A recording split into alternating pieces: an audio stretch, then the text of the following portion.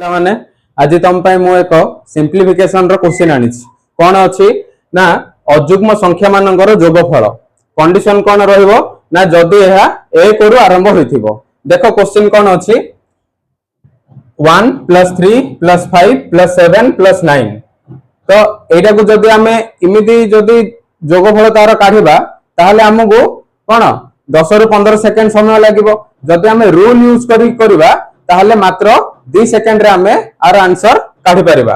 देखो first question कौन अछि ना 1 + 3 + 5 + 7 + 9 एटा को कौन करबा ना फर्स्ट एयर टर्म हमें गणिबा माने केतरा संख्या अछि हमें गणिबा केतरा अछि ना 1 2 3 4 5 माने एठी कौन होबा आंसर 5 रो स्क्वायर जेटा कि होबो 25 हला बुझि पाले ना नहीं।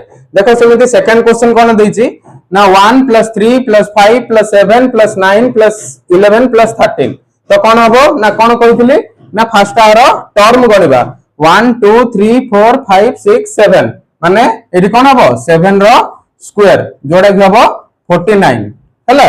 एबे देखो पिला माने तम पई एडा होमवर्क रहिला तमे कोन करबो ना एडार आंसर मते कमेंट बॉक्स रे जणैबो।